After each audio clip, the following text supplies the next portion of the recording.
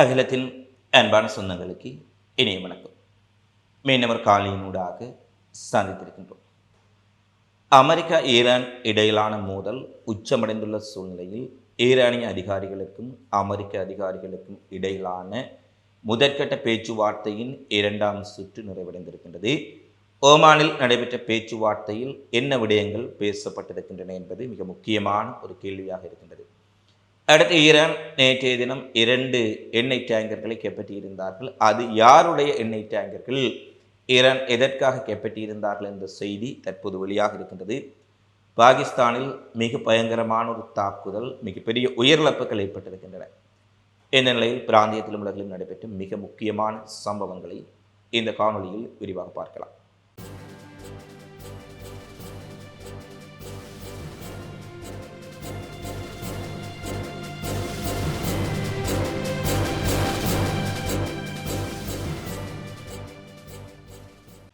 காணொலிக்கு செல்வதற்கு முன்பதாக இத்தாலியின் உடைய மெலன் நகரில் இடம்பெறக்கூடிய குளிர்கால ஒலிம்பிக் போட்டியிலே பாலஸ்தீன கொடியை தாங்கி அவர்கள் ஒலிம்பிக் ஜோதியை எடுத்து செல்லக்கூடிய வீடியோ பதிவுகள் வெளியாக இருக்கின்றன. இத்தாலி அரசாங்கம் இஸ்ரேலுக்கு ஆதரவாக மிகப்பெரிய அளவில் இருந்தாலும் கூட அங்கிருக்கக்கூடிய மக்கள், ஒலிம்பிக் வீரர்கள், ஒலிம்பிக் ஆர்வலர்கள் தாங்களாகவே சுயமாக இந்த மிலன் நகரில் பாலஸ்தீன கொடியை தாங்கி ஒலிம்பிக் ஜோதியை தீபத்தை எடுத்து சென்றிருக்கின்றார்கள். இந்த விடயம் உலகளவில் பாலஸ்தீன மக்களுக்கான ஆதரவு, இஸ்ரேலின் இனப்படுகொலைக்கு எதிராக எவ்வளவு தூரம் பாலஸ்தீனர்களுக்கான அபிமானம் உலகளவில் எழுந்திருக்கின்றது என்பதை திட்ட தெளிவாக காட்டியிருக்கின்றது. அடுத்து நாங்கள் செய்திகளை பார்க்கின்ற பொழுது ஈரான் அமெரிக்கா இடையிலான மோதல் இதுதான் கடந்த ஒரு மாத காலமாக உலக அரசியலில் மிக முக்கியத்துவம் வாய்ந்த ஒரு விடயமாக மாறியிருக்கின்றது. ஈரான் அமெரிக்கா இடையிலான மோதல் எப்போது வெடிக்கும்? இந்த சூழ்நிலையில் தான் அனைத்து விமானந்தாங்கி கப்பல்களையும், நீர்மூழ்கிகளையும், போர்க்கப்பல்களையும், போர் விமானங்களையும் நிறுத்திவிட்டு அமெரிக்கா திடீரென ஈரானை பேச்சுவார்த்தை கலைத்திருந்தார்கள். இது தொடர்பான விடயங்களை நீங்கள் அறிந்திருப்பீர்கள். இந்த நிலையில் இன்றைய தினம் ஓமான் தலைநகர் மஸ்கட்டில் பேச்சுவார்த்தை நிறைவடைந்திருக்கின்றது. ஈரானின் சார்பில் வெளியுறவுத்துறை அமைச்சர் அப்பாஸ் அரக்ஷி கலந்து கொண்டிருக்கின்றார். அமெரிக்காவினுடைய சார்பில் ஸ்டீவ் விட்காஃப் கலந்து கொண்டிருக்கின்றார். இந்த பேச்சுவார்த்தை ஒரு மறைமுக பேச்சுவார்த்தை என்றுதான் அனைத்து இடங்களிலும் குறிப்பிடப்படுகின்றது. ஏனெனில் அமெரிக்காவின் உடைய பிரதிநிதிகளை, தூதுவர்களை நேருக்கு நேர் பார்த்து பேசுவதற்கு ஈரான் விரும்பவில்லை. ஏனெனில் அவர்களுடைய நாட்டை மிகப்பெரிய அளவில் பொருளாதார தடை விதித்து, மிகப்பெரிய அளவில் சிக்கல்களை ஏற்படுத்தி ஈரானை கீழ்நிலைப்படுத்த வேண்டும் என்பதில் அமெரிக்கா மிக முக்கியமான பங்கை வகித்து வருகின்றது. அண்மையில் கூட ஈரானில் நடைபெற்ற போராட்டங்கள், கலவரங்களுக்கு பின்னணியில் இஸ்ரேலினுடைய மொசாட்டும் அமெரிக்காவின் சிஐஏயும் இருக்கின்றது என்பதை யாரும் சொல்லி தெரிந்து கொள்ள வேண்டியதில்லை. அவ்வாறான ஒரு சூழ்நிலையில் அமெரிக்க பிரதிநிதிகளுடன் நேருக்கு நேர் முகத்தை பார்த்து பேச ஈரான் விரும்பவில்லை என்று கூறிவிட்டார்கள். இதன் காரணமாக முதலில் ஈரானினுடைய பிரதிநிதிகள் அப்பாஸ் அரக்ஷி, ஏனைய பிரதிநிதிகள் ஓமானினுடைய தூதுக்குழுவிடம் தங்களுடைய விடயங்களை குறிப்பிட்டார்கள். அடுத்து அமெரிக்காவினுடைய பிரதிநிதிகள் குழு அவரிடம் தெரிவித்தார்கள். பின்பு இவ்வாறு மாறி மாறி ஒரு நடுவர்களுக்கு தெரிவித்து அவர் அதை ஈரான் தூதுக்குழுவுக்கும் அமெரிக்க தூதுக்குழுவுக்கும் தெரிவித்த பின்னர் பேச்சுவார்த்தை ஏறக்குறைய 90 நிமிடங்கள் நடைபெற்றிருக்கின்றது. 1.5 மணி நேரங்கள் பேச்சுவார்த்தை நடைபெற்ற பின்னர் 2 தரப்பும் அந்த இடத்தை விட்டு வெளியேறி இருக்கின்றார்கள். பேச்சுவார்த்தை முடிவுற்றது உறுதிப்படுத்தப்பட்டிருக்கின்றது. ஆனால் பேச்சுவார்த்தையில் என்ன முடிவு எட்டப்பட்டிருக்கின்றது என்பதும், என்ன விடயங்கள் குறிப்பாக பேசப்பட்டிருக்கின்றது என்பதும் மிகப்பெரிய ஒரு கேள்வியாகத்தான் இன்றைய நாளில் எழுந்திருக்கின்றது. ஏனெனில் ஈரான் சார்பில் வெளியேறிய அப்பாஸ் அரக்ஷியும் என்ன விடயங்களை பேசியிருந்தோம் என்பதை தெரிவிக்கவில்லை. அமெரிக்காவின் சார்பில் பேசிய விட்காஃபும் தெரிவிக்கவில்லை. என்ன பேசினார்கள் என்பதை ஊடகவியலாளர்கள் அறிந்து கொள்ள முற்பட்டாலும் கூட 2 தரப்பிலும் வேகமாக வெளியேறிவிட்டார்கள். எனவே பேச்சுவார்த்தை தோல்வியடைந்ததா, வெற்றியடைந்ததா, அடுத்த கட்ட பேச்சுவார்த்தைகள் ஏதாவது நடைபெறப் போகின்றதா என்ற எந்த விடயங்களும் இந்த நேரம் வரை வெளியாகவில்லை. இனிவரும் சில மணி நேரங்களில், சில வேளைகளில் அதிகாரபூர்வமான அறிவிப்புகள் வெளியாகலாம். அது யுத்தத்தை மேலும் தீவிரப்படுத்துமா அல்லது ஒரு போர் நிறுத்தத்தை ஈரான் அமெரிக்கா இடையில் கொண்டு வருமா என்பதை பொறுத்திருந்து பார்க்க வேண்டும். இருந்த போதிலும் ஈரான் தன்னுடைய அணுசக்தி திட்டத்தை அகற்றி ஏவுகணை திட்டத்தை கட்டுப்பாட்டுக்குள் கொண்டு வந்து, அதிலும் குறிப்பாக சீனாவுடனான எரிசக்தி உறவுகளை துண்டிக்க வேண்டும் போன்ற விடயங்கள் அமெரிக்காவின் சார்பில் முன்வைக்கப்பட்டதாக கூறப்படுகின்றது. இதில் அணுசக்தி திட்டத்தை குறித்து பேசுவதற்கு தாம் தயாராக இருக்கின்றோம், அணு ஆயுத தயாரிப்பை நிறுத்துவதற்கு தயாராக இருக்கின்றோம் என்பதை ஈரான் தெரிவித்திருந்தார்கள். ஆனால் ஏவுகணை திட்டங்களை நிறுத்துவதையோ அவர்களுடைய ஆதரவு பெற்ற போராளி குழுக்களுக்கான ஆதரவை நிறுத்துவதிலோ அதில் மூன்றாவது ஒரு புதிய நிபந்தனை அமெரிக்கா சேர்த்திருக்கின்றார்கள். சீனாவுக்கு எண்ணெய் சப்ளை, எரிவாயு எரிசக்தி எண்ணெய் விநியோகத்தை நிறுத்த வேண்டும். இதற்கு வாய்ப்பே கிடையாது. ஏனெனில் ரஷ்யா ஈரானுக்கு இடையில் மிகப்பெரிய பாதுகாப்பு ஒப்பந்தங்கள் இருந்தாலும் கூட இந்த நெருக்கடியான நேரத்தில் சீனா மிகப்பெரிய அளவிலான ஒரு உதவியை ஈரானுக்கு வழங்கி இருக்கின்றார்கள்.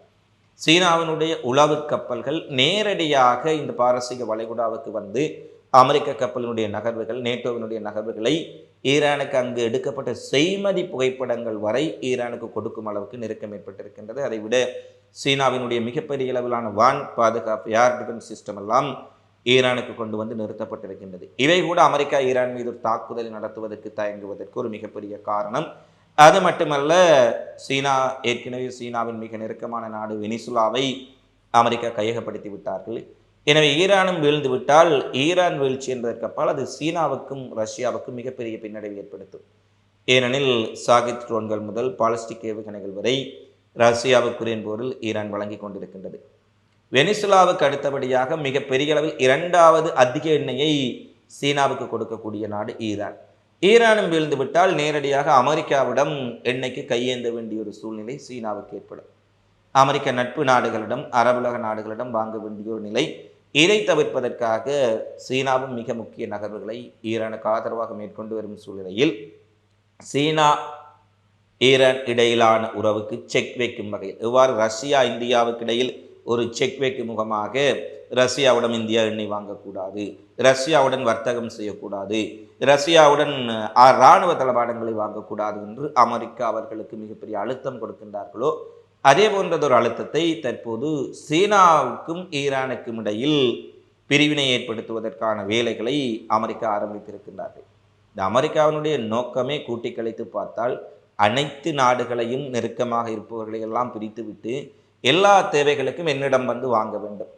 அமெரிக்கா எல்லா நாடுகளிலும் சவுதி அரேபியாவிடமிருந்து, வெனிசுலாவிடமிருந்து, ஏனைய பகுதிகளில் இருந்தெல்லாம் எண்ணெயை வாங்கி குவித்து விட்டு அந்த எண்ணெயை சில பெர்சன்டேஜ் வைத்து ஏனைய நாடுகளுக்கு விற்பனை செய்ய வேண்டும். அதாவது இருந்த இடத்தில் இருந்து அனைத்து வளங்களையும் கொள்ளையடித்து அனைவருடைய எண்ணெயும் வாங்கிவிட்டு அதற்கு ஒரு கமிஷன் வைத்து விற்க வேண்டும். எந்த நாடு நேரடியாக இன்னொருவருக்கு விற்பனை செய்யக்கூடாது. இது எவ்வளவு பெரிய ஒரு வர்த்தக திருட்டு என்பதை நாங்கள் பார்க்க வேண்டும். ஈரானுக்கு அந்த கொள்கைகளை, அந்த அமெரிக்காவின் கோரிக்கைகளை ஏற்றுக்கொள்வதற்கு 100% வாய்ப்பில்லை என்பதை ஈரான் அதிகாரிகள் தெரிவித்திருந்தார்கள். சீனாவுடன் எண்ணெய் விநியோகத்தை நிறுத்துவதோ அல்லது பாலிஸ்டிக் கேப்பசோனிக் ஏவுகணை திட்டங்களை நிறுத்துவதோ வாய்ப்பே கிடையாது என்பதை ஈரான் தெரிவித்திருக்கும் சூழ்நிலையில் இந்த பேச்சுவார்த்தைகள் பெரும்பாலும் தோல்வியில் முடிவடைந்திருக்கலாம் என்று கூறப்படுகின்றது. ஆனால் அதிகாரபூர்வ அறிவிப்புகள் எதுவும் இன்னமும் வெளியாகவில்லை. இந்த நிலையில் தான் இந்த பேச்சுவார்த்தைக்கு செல்வதற்கு முன்பே நேற்று ஈரான் ஒரு சம்பவத்தை செய்திருந்தார்கள். பாரசீக வளைகுடாவில் அமெரிக்காவினுடைய விமானந்தாங்கி கப்பல்களுக்கு முன்பாகவே 2 வெளிநாட்டு எண்ணெய் கப்பல்களை அவர்கள் சிறைப்பிடித்து சென்றிருந்தார்கள். பார்சிஸ் தீவின் அருகில் டீசல் உட்பட சுமார் 10 லட்சம் லிட்டர் எண்ணெய் ஏற்றி சென்ற 2 வெளிநாட்டு எண்ணெய் கப்பல்கள் சிறைப்பிடிக்கப்பட்டன. இந்த எண்ணெய் கப்பல்கள் புஷேர் நகரத்திற்கு கொண்டு செல்லப்பட்டதாகவும் அந்த கப்பல்களில் 10 லட்சம் லிட்டர் கச்சா எண்ணெய் இருப்பதாகவும் 16 பணியாளர்கள், பல நாடுகளை சேர்ந்த பணியாளர்கள் ஈரானிய போலீசாரிடம் ஒப்படைக்கப்பட்டிருப்பதாகவும் தெரிவிக்கப்பட்டது. இது ஈரானிய புரட்சிகர காவல் படையினால் உறுதிப்படுத்தப்பட்ட சூழ்நிலையில் இந்த கப்பல்கள் தற்பொழுது அமெரிக்காவுக்கு ஆதரவான, அமெரிக்க கப்பல்கள் கிடையாது, அமெரிக்காவுக்கு ஆதரவான அல்லது அமெரிக்க கம்பெனிகளுடன் கூட்டணிவில் இருக்கக்கூடிய கம்பெனிகளுக்கு சொந்தமான, நாடுகளுக்கு சொந்தமான கப்பல்கள் என்பது உறுதிப்படுத்தப்பட்டிருக்கின்றது. ஏனெனில் பாரசீக வளைகுடாவில் ஈரானினுடைய ஒரு உளவு ட்ரோனை அமெரிக்கா சுட்டு வீழ்த்தி இருந்தார்கள். அதற்கு பதிலடியாக எங்களுடைய பாரசீக வளைகுடாவில் எங்கள் ட்ரோனையே சுட்டு வீழ்த்துகின்றாயா, உன்னுடைய ஆதரவு கப்பல்கள் இங்கு வரும்பொழுது என்ன செய்கின்றோம் பார்க்கலாம் என்பதைப் போல ஈரான் சவால் விட்டு 10 லட்சம் லிட்டர் கச்சா எண்ணெயுடன் 2 கப்பல்களை கைப்பற்றி சென்று விட்டார்கள். எவ்வாறு வெனிசுலாவில் இருந்து ஈரானிய கப்பல் ஒன்று எண்ணெய் ஏற்றி செல்லும் பொழுது அமெரிக்க கடற்படை அதை கையகப்படுத்தியதோ, ரஷ்யாவினுடைய கப்பல் ஒன்று வெனிசுலாவுக்கு செல்லும் பொழுது எவ்வாறு கையகப்படுத்தி இருந்தார்களோ, அதேபோல் அமெரிக்க ஆதரவு கப்பல்கள் பாரசீக வளைகுடாவில் செல்கின்ற பொழுது ஈரான் ஒரு மிகப்பெரிய சம்பவத்தை செய்திருக்கின்றார்கள். அது மேலதிக பதற்றத்தை ஏற்படுத்தி இருக்கின்றது. அதே போல அமெரிக்கா தனது குடிமக்கள் அனைவரையும் உடனடியாக ஈரானை விட்டு வெளியேறுமாறு நேற்று ஒரு அறிவுறுத்தலை மேற்கொண்டு விட்டு பேச்சுவார்த்தைக்கு சென்றார்கள். பேச்சுவார்த்தைக்கு செல்லும் பொழுதே அவர்களுடைய உள்நோக்கம் என்ன என்பது திட்ட தெளிவாக தெரிகின்றது. பேச்சுவார்த்தை செல்ல போகின்றார்கள். அதற்கு முன்பாகவே கூறுகின்றார்கள், அமெரிக்க மக்கள், அமெரிக்க ஆதரவு மக்கள் துருக்கி வழியாகவோ அஜர்பைஜான் வழியாகவோ நீங்கள் உடனடியாக ஈரானை விட்டு வெளியேற வேண்டும். இவை அனைத்துமே இந்த பேச்சுவார்த்தைகளில் அமெரிக்கா அவ்வளவு நம்பிக்கை கொண்டிருந்தார்கள் என்பதை தெளிவாக காட்டியிருக்கின்றது. அமெரிக்க மக்கள் வெளியேறி இருக்கின்றார்கள்.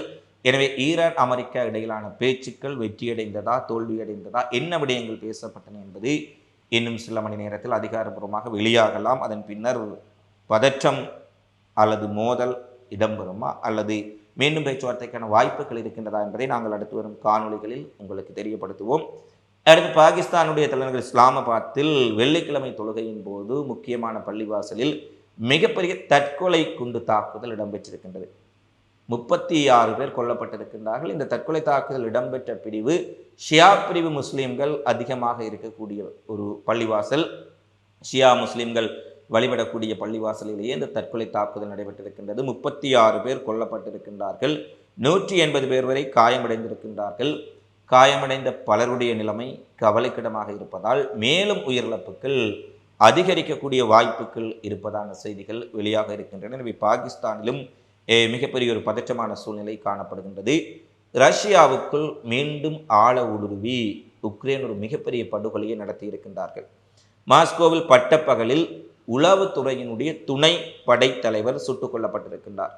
ரஷ்யாவின் பிரதான உளவுத்துறை இயக்குநரகத்தின் முதல் துணைத் தலைவரும் ரஷ்ய கூட்டமைப்பினுடைய லெப்டினன்ட் ஜெனரலும் ஆன விளாடிமிர் அலெக்சிவ் அவர்கள் நெடுஞ்சாலையில் உள்ள அவரது வீட்டுக்கரையில், அவர் வீட்டுக்கு இன்னும் சில 100 மீட்டர்கள் சென்றிருந்தால் வீட்டுக்குள் சென்றிருப்பார். வீட்டுக்கு மிக அருகாமையில் வைத்து அவரை இன்னொரு வாகனத்தில் துரத்தி சென்றவர்கள் சுட்டு படுகொலை செய்திருக்கின்றார்கள். அலெக்சிவ் மருத்துவமனைக்கு அவர் கொண்டு செல்லப்பட்ட போதும் அவரை காப்பாற்ற முடியவில்லை என்று சொல்லப்படுகின்றது. ரஷ்யா உக்ரைன் போர் தொடங்கியதன் பின்னர் உக்ரைனினால் கொல்லப்பட்ட ரஷ்யாவின் மிக முக்கியமான 4வது அதிகாரி இவர் என கூறப்படுகின்றது. எனவே ரஷ்யா உக்ரைன் போரில் பல முனைகளில் வெற்றியை பெற்று வந்தாலும் பல பிரதேசங்களை கையகப்படுத்தி வந்தாலும் கூட தற்போது உக்ரைனின் ஆழ ஊடுருவும் உளவு தாக்குதல்கள் ரஷ்யாவுக்கு பெருந்தலைவலியாக மாறியிருக்கின்றன. அதாவது ரஷ்யாவினுடைய தலைநகர் மாஸ்கோ வரை வந்து இவர்கள் தாக்கி படுகொலை செய்யும் அளவுக்கு ரஷ்யாவுக்குள் மிகப்பெரிய ஒரு நெருக்கடியை உக்ரைன் ஏற்படுத்தி வருவதையும் பார்க்கக்கூடியதாக இருக்கின்றது. அடுத்து இஸ்ரேலுக்குள் ஒரு மிகப்பெரிய ஒரு பேருந்து விபத்து ஏற்பட்டிருக்கின்றது. ராமத்கானில் ஒரு கட்டிடத்தின் மீது பேருந்து ஓட்டுநர் பேருந்தை நேரடியாக சென்று மோதியதில் 10 பேர் படுகாயமடைந்திருக்கின்றார்கள். 3 பேர் நிலைமை மிக மோசமாக இருப்பதாக கூறப்படுகின்றது. இது தற்செயலாக ஏற்பட்ட ஒரு பேருந்து விபத்தா அல்லது இஸ்ரேலுக்குள் ஏதாவது தாக்குதல், பயங்கரவாத தாக்குதல்கள் குறித்த நடவடிக்கை என்பது குறித்து ஷின்பெட் உள்நாட்டுளவு பிரிவினர் தீவிர விசாரணைகளை மேற்கொண்டு வருவதாக இஸ்ரேல் அரசு தெரிவித்திருக்கின்றது. 2 நாட்களின் முன்பாகவும் இஸ்ரேலுக்குள் ஒரு மிகப்பெரிய அளவிலான கார் குண்டு வெடிப்பு இடம்பெற்றது. அதில் 2 பேர் கொல்லப்பட்டார்கள், 8 பேர் வரை காயமடைந்திருந்தார்கள். இன்றைய தினம் நேரடியாக ஒரு அரசு பேருந்தை கொண்டு சென்று ஒருவர் கட்டிடத்தின் மீது மிக வேகமாக மோதி இருக்கின்றார். பேருந்து வெடித்து சிதறியதில் மிகப்பெரிய அளவிலான காயங்கள் ஏற்பட்டிருக்கின்றன. இதுவும் இஸ்ரேலுக்குள் ஒரு மிகப்பெரிய பதற்றத்தை ஏற்படுத்தி இருப்பதும் குறிப்பிடத்தக்கது. அடுத்து இஸ்ரேல் காசாவில் மீண்டும் தன்னுடைய கொடூரமான படுகொலை தாக்குதல்களை நடத்தி இருக்கின்றார்கள். கடந்த 24 மணி நேரத்தில் இஸ்ரேல் நடத்திய தாக்குதலில் 3 பலஸ்தீன் மக்கள் கொல்லப்பட்டிருக்கின்றார்கள். 16 பேர் வரை காயப்படுத்தப்பட்டிருக்கின்றார்கள். மேற்கு கரையிலும் இஸ்ரேலினுடைய தேடுதல் நடவடிக்கையில் 12 பலஸ்தீன் மக்கள் கைது செய்யப்பட்டிருக்கின்றார்கள் என்ற செய்தி மேலும் வெளியாக இருக்கின்றன. எனவே காசா அமைதி வாரியம் குறித்தும் பாதுகாப்பு கவுன்சில் குறித்தும் ட்ரம்பும் அரபுலக நாடுகளும் பேசிக் கொண்டிருக்கின்றார்கள். இஸ்ரேல் மௌனமாக தன்னுடைய படுகொலைகளை காசாவுக்குள்ளும் மேற்கு கரையிலும் தங்கு தடங்கியின்றி நடத்தி கொண்டிருக்கின்றார்கள் என்பதுதான் கவலை நிறைந்த உண்மை. இவைதான் இன்றைய நாளில் வெளியான மிக முக்கியமான செய்திகளாக நிகழ்வுகளாக பதிவாக இருக்கின்றன. தினந்தோறும் உலகெங்கும் நடைபெறும் செய்திகளை உடனுக்குடன் அறிந்து கொள்ள அகிலத்தோடு இணைந்திருங்கள். இந்த காணொளி தொடர்பிலான உங்களது மதிப்புமிக்க கருத்துக்களை தவறாமல் கமெண்ட்ஸில் பதிவிடுங்கள் என கேட்டுக்கொண்டு மீண்டும் அடுத்த காணொளியில் சந்திப்போம். நன்றி, வணக்கம்.